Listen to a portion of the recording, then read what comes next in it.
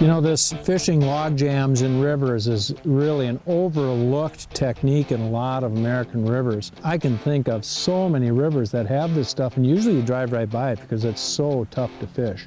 But if you've got the proper equipment, it's not that bad. What we have right now is a nice jam. There's a deep hole in front of it. I'm vertical jigging it. Korey's pitching to it right now. And I dropped the power pole down in about 7 feet of water, so it's stuck the back end of the boat. And then at an angle, I took the XI5 and I put it in anchor mode, so it holds us in a position where we can work this area real thoroughly. And when it comes time to drift around it, I just pull up the old power pole and we kind of just mosey around till we find another good area and we drop one or both. Sometimes we're just shallow enough, we just use the power pole, and sometimes we just use the XI5. So those two pieces of equipment are quite new pieces of equipment, but for fishing this stuff, they're incredibly effective.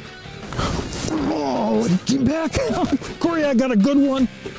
I got a big fish. Oh yeah. Holy man. Get out of that wood.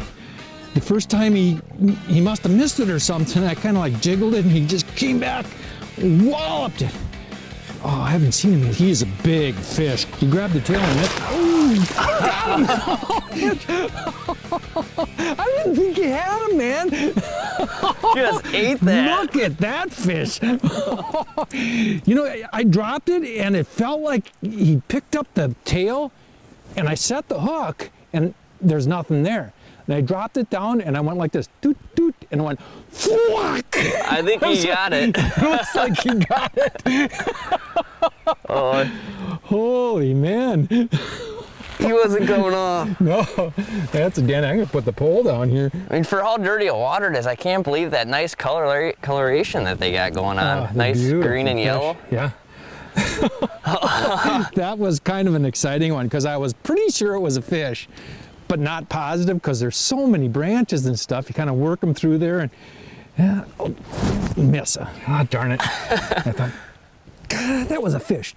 Whonk! It was so cool. Then they just drill it in that timber like that. Yeah. Matching the hatch is a saying that you will hear a lot from most experienced anglers. So while being snagless as possible is key to this bite, the colors of crawlers and minnows that Gary and Korey are using were chosen, at least initially, because shiners are a prevalent bait fish for the area they are fishing.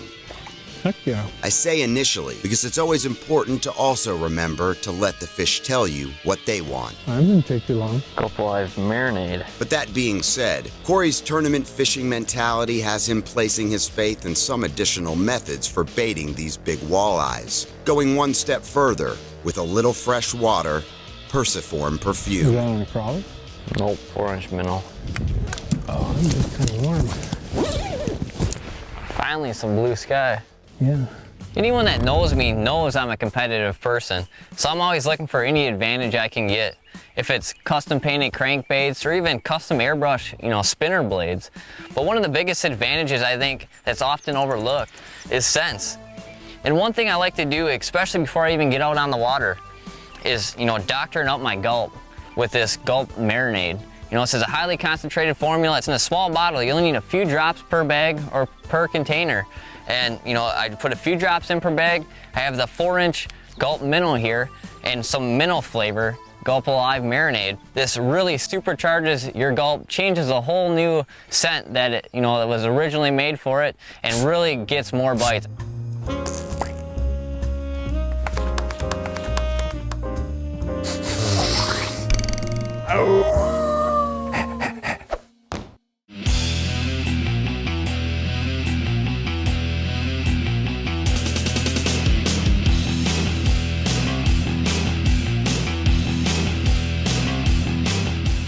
Hot topics, leading information, and tackle and techniques to make you a better angler. Presented by Mercury.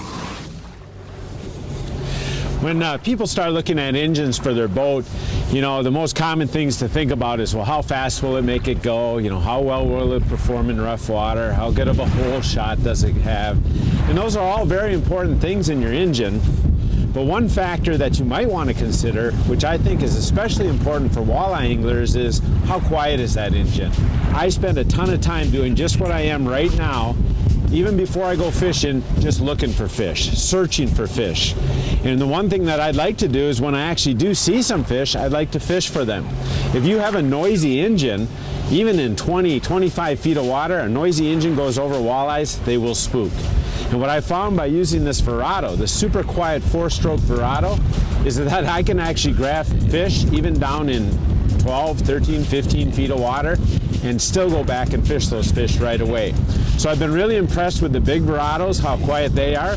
One boat I recently used was a littler boat with the new Mercury 115 4-stroke, and I was amazed how quiet that thing is. So when you're out looking for an engine, yeah, make it go fast, yeah, make it have a great hole shot, but make sure you're looking for a nice quiet engine so you can look for walleyes and turn right around and catch them.